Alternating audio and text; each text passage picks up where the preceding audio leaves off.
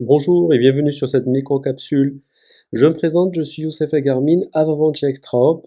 Alors, le sujet que je vais aborder dans cette vidéo est celui des mouvements latéraux. Alors, cette technique est une étape incontournable pour un attaquant, c'est la raison pour laquelle je souhaitais y insister. Et généralement, on constate en moyenne une dizaine de mouvements latéraux dans une attaque.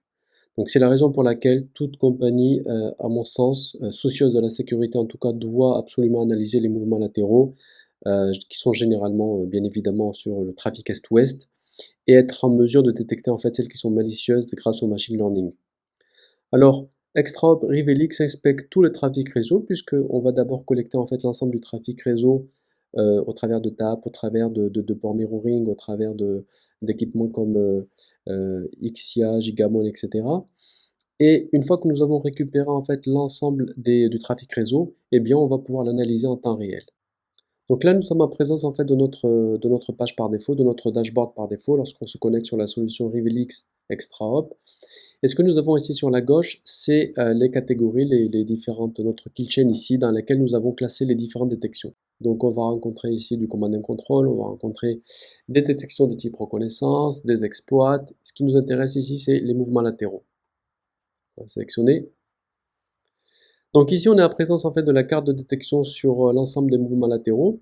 Ce qui est intéressant de remarquer, c'est que ici vous avez technique, donc lorsqu'on va cliquer dessus, eh bien on va être en mesure de regarder quelles sont les détections qui ont été vues, détectées par ExtraHop, Rivelix, et comment est-ce qu'on les mappe, comment est-ce qu'on les a mappées justement au framework Mitre. Donc là, on peut constater typiquement, par exemple, que nous avons des remote services au niveau des mouvements latéraux, puisque c'est ce qui va nous intéresser aujourd'hui. Donc si on clique par exemple sur les remote services, on voit qu'on a plusieurs types de détection, on en a 4 ici. Donc on retrouve deux détections de type PowerShell. On va retrouver également des détections Network Privilege Escalation. Celui-ci est extrêmement intéressant puisque ça veut dire qu'on a des machines sur le réseau qui vont faire des privilèges d'escalation au niveau des réseaux. Et vous avez également toutes les activités au travers du WMI. Alors si on s'intéresse par exemple à l'une des détections qui consiste le Network Privilege Escalation, on va cliquer dessus et automatiquement on va revenir ici sur la carte de détection vraiment spécifique en fait à notre privilège escalation ici. Alors qu'est-ce qu'on constate ici?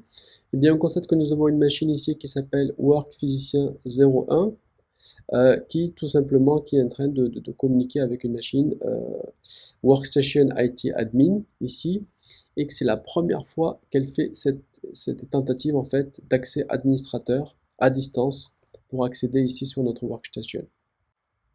Alors, si on pointe la souris par exemple sur notre workstation physicien 01, vous avez ici différentes icônes et celui-ci nous permet de regarder avec quelles sont les autres machines avec lesquelles cet attaquant, cette machine donc qui est physicien 01, communique. Donc là, nous avons à peu près une dizaine de machines avec laquelle justement cette machine communique. Donc on voit éventuellement le nom de chacune des machines avec laquelle elle communique. Vous retrouvez également le sens des communications, vous retrouvez les protocoles qui sont utilisés.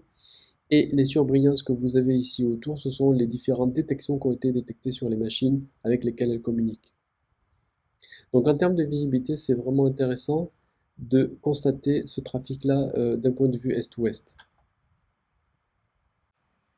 Donc là, on est retourné en fait sur notre carte de détection dans laquelle on a vu que le physicien 1 menait des actions a priori des, sur notre machine admin 01. Donc il y a des accès en fait en remote avec des privilèges administrateurs qui sont être faits.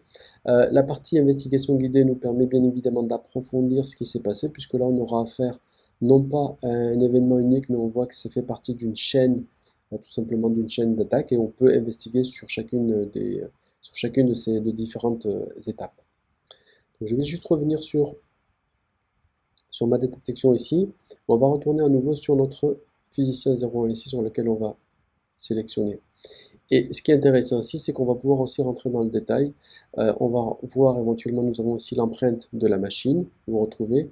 On retrouve ici également que cette machine-là a eu et serveur CIFS, serveur web, etc., etc. On retrouve également ici les services auxquels elle a accès, d'accord? Et là, vous avez éventuellement aussi la visibilité protocolaire sur les trafics entrants et sortants avec chacune des détections sur lesquelles on pourrait bien évidemment investiguer aller en profondeur pour comprendre qu'est-ce qui s'est passé.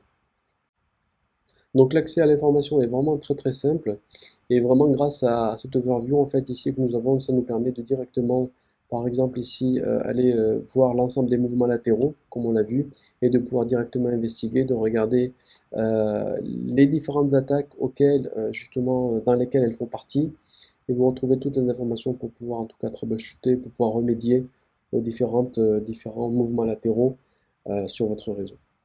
Merci de votre attention. Si vous avez des questions, en tout cas, n'hésitez pas à me contacter sur mon email youssef, y o u 2 s e f, @extrahop.com.